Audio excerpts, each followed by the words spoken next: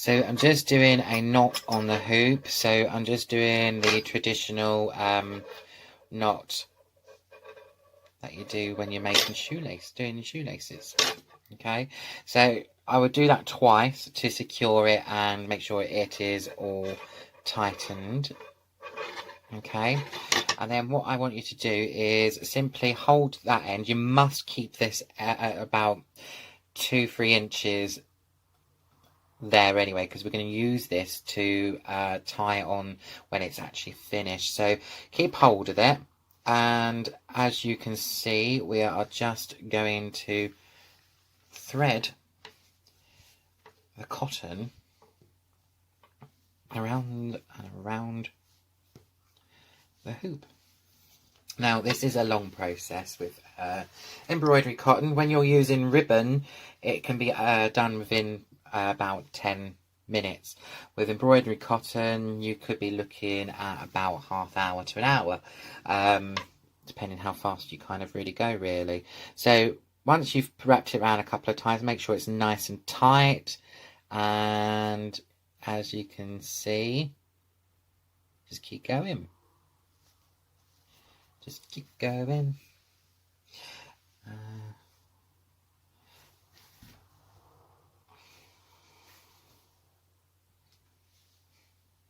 So I've wrapped it around a couple more times, and I'm going to make sure it is nice and tight. Firm there. There we go. And just do that all the way round. Okay? So I'm going to do this colour all the way round. So I started making dream catchers when I was probably about, I'm going to say 17. So what happened was I received a dream one evening, and it was very vivid. It really was. So first of all, I saw this running bear, this beautiful brown bear, just running towards me, running through the river and making a splash and just running towards me. And then it kind of just throws, and then these twigs formed a triangle around the bear, and it kind of like looked like it was like on canvas or something. And then all of a sudden I saw all this webbing coming in, and I saw all these webs coming around, and it was starting to weave. And I was just thinking, oh, what is it that I'm seeing? And I didn't actually understand what it was. I suspected it was a dream catcher, but it was a triangle shape. So I was thinking, I don't know what it is. So, yeah. Then after all that, then the sun rose in the dream, and it just was so bright and beautiful. And there's all these Native Americans that were standing on this cliff edge with me, and it was just so beautiful. So once I came out of the dream, I started to look up shamanic tools, really, and sort of work out what it is I've seen, because I had no clue. And I kind of learned that dream catchers weren't actually made in circles originally. They would have been all sorts of shapes and sizes. So when the Native Americans, they would have used willow to do their dream catchers, and they just would have taken whatever shape the willow would take, really. So sometimes they were triangles, sometimes they're oval shapes, and yeah, sometimes the odd one would be a nice circular shape. So it was quite clarifying, really, because I just really understood, okay, I know how to make this object that I've seen, because I've seen the webbing and the weaving and how it all works.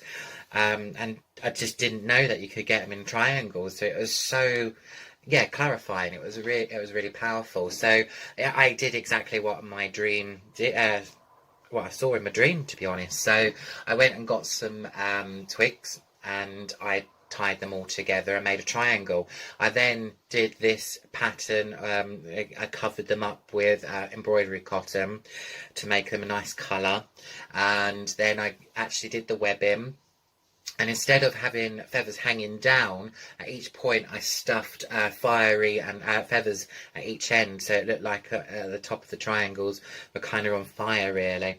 And it was absolutely beautiful. And to see the shape of the webbing as well in a triangle, it was different. It was really, really nice, actually. And I put a photograph up after this video. So yeah, I learnt the art through doing this art for a dream. So I'm just going round and round and round and round with my embroidery cotton, and then as you can see, I'm just tightening it all up and pushing it all along, so the whole hoop becomes covered. This is so much quicker with ribbon. I'm my own worst enemy. I love using embroidery cotton, and I especially love the tie-dyed ones that you get. You get like these two-toned where they go from really dark red into sort of like a normal bright red, and into like pale pink and white, and then back into dark again. And it's really, really nice, those ones. But yeah, ribbon's so much easier, really is. But I've made hundreds and hundreds of dream catchers in my time. If I was to sell them, I would sell them depending on size. So the small ones that you kind of get about that big are normally anything between £3 to £7 normally. You can get handbag rings actually from Hobbycraft and the internet, and they're like these plastic big thick handbag rings, but it's nice because they make the frame really stand out, so they're nice to use, and they're like about £2.99 for two handbag rings, and I normally sell them for around about, again, £7 to £10. I can get these brass hoops, and I'll probably sell one that like this size probably at about, again, sort of about £10, £10 to £12.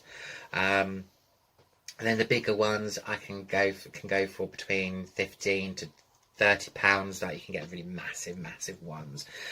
And to be honest, I kind of do it based on the amount of time I've put into it, the amount of materials and the cost of materials. Because if you're using crystals in your work, I think crystals aren't always cheap. So it's got to be worthwhile, really, what you're making. And they're not just pretty forms of art, really. They're tools, you know. Yes, you can make them absolutely gorgeous, but they're really the tools that we're working with here.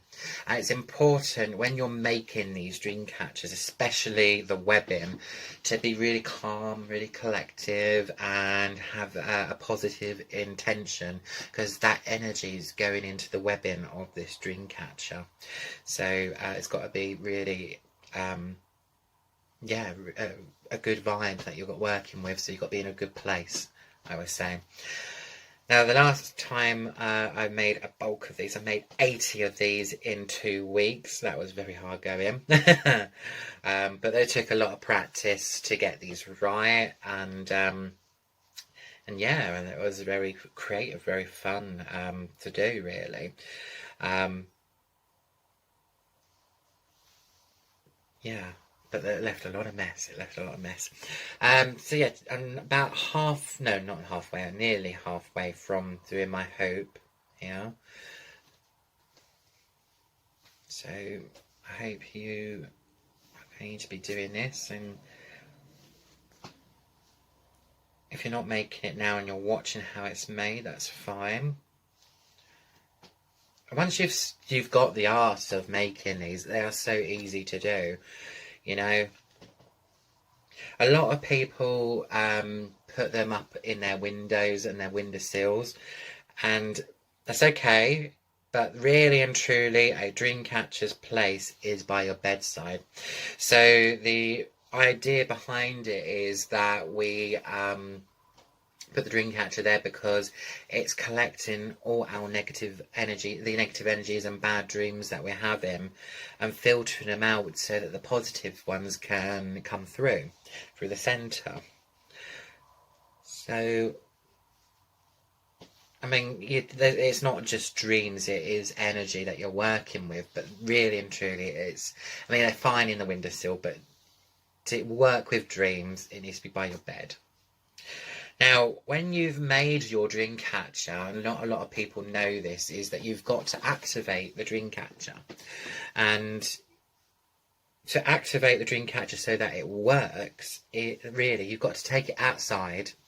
And once you've taken it outside, you hold it as if you were dowsing for a pendulum. So once it's complete anyway, you hold it like this outside. And you just ask Mother Earth and the nature spirits to bless the dream catcher. And I'm going to forcefully do it, but it should spin round at least 3 times in a circular motion to bless it. The wind may do it itself, or it might happen like you would when you're working with a pendulum. So, and that just activates it. It activates it, and it's important. Every like 6 months to take your dream catcher outside, because not only do they collect dust, but they're going to be collecting a lot of negative energy. So it's important to take it outside and give it a shake and give it a blow and get those energies out and give them back to the earth so they can then transform into something else, you know. But you need to cleanse and clear your dream catcher. You can also use sage smoke, so burning sage might help. Yeah. So I'm just about halfway now, actually. There we go. So the hoop is wrapped. I have not knotted and tied this all together yet. So as you can see, all the way round it is covered up, so you can't see any more of the brass. So I'm just going to do a knot where I loop it in and tie it. And I'll do this twice. Okay? I'm not going to cut this off, because it's important that we keep a little bit, just in case there's any errors or mistakes, we can tie it back on. So we cut everything off at the end. So what I'm going to do now is get my green, and I'm going to tie on again, like so. Now we're on to the webbing. So tie your second piece of material onto your hoop, okay? And you must leave a good 2 to 3 inches, because we're going to need that, okay? So leave that to one side. So what we're going to do now is start with the outer web. So I'm going to do a simple design, but the more you do, the more intricate and more pattern you get. So I'm going to do a simple 5-pointed one. So get your cotton and throw it over and pull through. Okay, so that's what you're going to do. So I'm going to make that a bit bigger. So again, over the hoop and under and pull. And just make sure that they are a good size, roughly the same size as each other. Over the hoop. And we're going to pull through.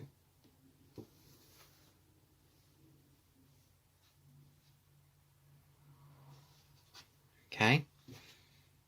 And you can adjust it while you're doing it. So over and through and pull.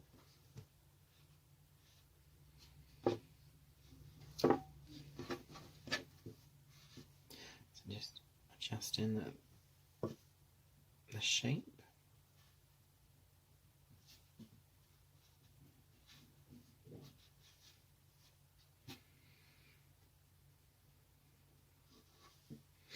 So what I want to do is I want to go here.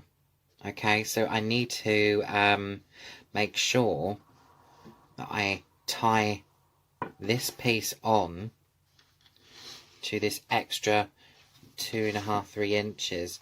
So tie them in a knot. Okay,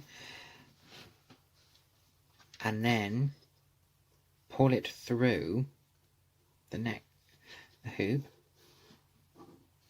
So it should look like that. So give it a good pull and a knot. This is a very simple design. Okay, so that is what we look like here at the moment. So it's a 5-pointed one. I mean, normally I'd be a bit more careful making sure that these are exactly the same size, but it doesn't matter at the moment. I'm just showing you for a quick demo. Okay, so then what we are going to do is going to create the rest of the triangles. So the problem what I've got here is if I go here, this isn't a proper triangle. It's kind of at an angle. So what I'm going to do is what I call the stem. So with the string, I wrap it around the first little section here. I wrap it around and around this section until it's about halfway through that little section there. So once you've got to about halfway, as you can see, it's corrected the shape now. So I'm going to put this string over and under. Okay? And again, I'm going to do the same here. I'm going to put it over and under. Again, over and under. Over and under. Now, if I didn't do that wrapping around the middle, we would have had a huge problem here as well. So just by doing the stem, as you can see, it's corrected this one here as well. It just keeps things symmetrical and tidy. So as you can see, with this, I have gone over and under exactly the same. But what we're going to find now is we're going to have the same problem. So this isn't going to be a triangle. This is going to be sort of a rectangle shape. So we're going to continue doing that stem. So we wrap it round and around, nice and tightly, and around until we're kind of in the center of this triangle.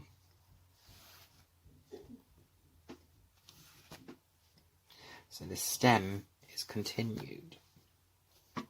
So as you can see, I'm in the center now, and we've got a triangle forming. So over and under, over and under, over and under, over and under.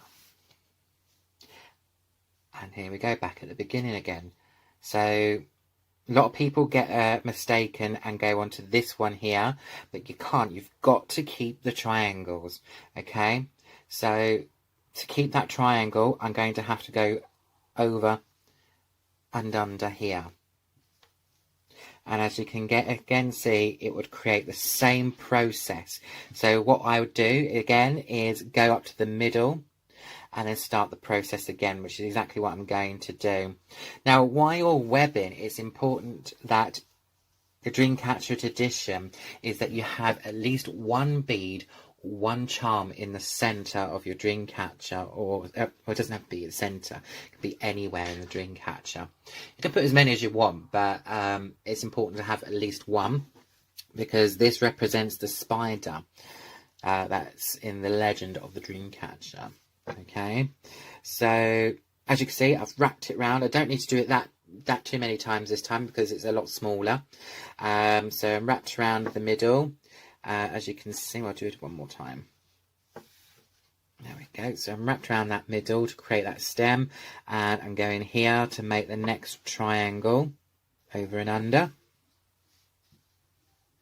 and again over and under,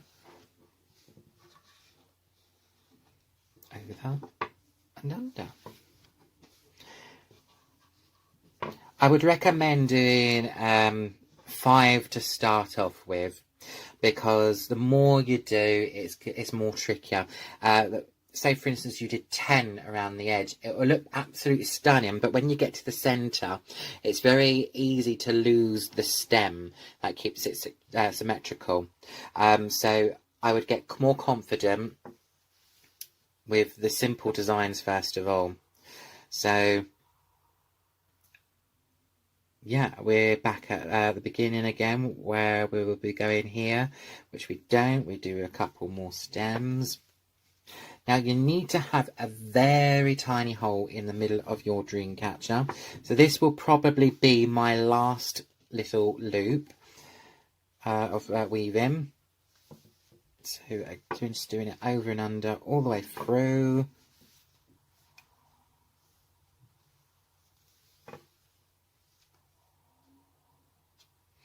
And I need to put one there, as you can see, which is the very beginning again. And it gets a bit fiddly at this point. So this is the point where you need to knot it. So I've managed to tie it on and knot it here. It doesn't matter what type of knot, as long as it holds and stays. So if I wanted to work with a charm, if you've got clips, that's fine. But if you haven't, what I'm going to do is thread. If the hoop on this charm was facing sideways, it would be perfect. But if I was to thread this on while making it, the charm would sit this way, and it'll be awkward. So it's good to have a little bit of cotton and just simply tie your little charm on. Okay, now when it comes to the feathers, so if I wanted to put the feathers on, I would get a nice piece of string that's fairly long, and I'll make a loop, and I'd place the hoop over the loop, pull, and I'd get the two ends and I'd pull it through and tighten. Okay, and then what I would do is I would thread on a bead or two. Okay, and then in the beads I would shove several feathers in there to keep the beads in place. So if you wanted to hang this up, I would do the same process again, and I would tie a knot here. Okay, and then you've got yourself a little handle. So let's take a look at what we have got. So that should be your result. I'd love to see more pictures of your creations. It is quite fairly straightforward. Just be patient, don't rush it. I know mine videos very quickly, but just stop and pause it until you've caught up, really, okay? So I hope you enjoy it, and I hope this helps.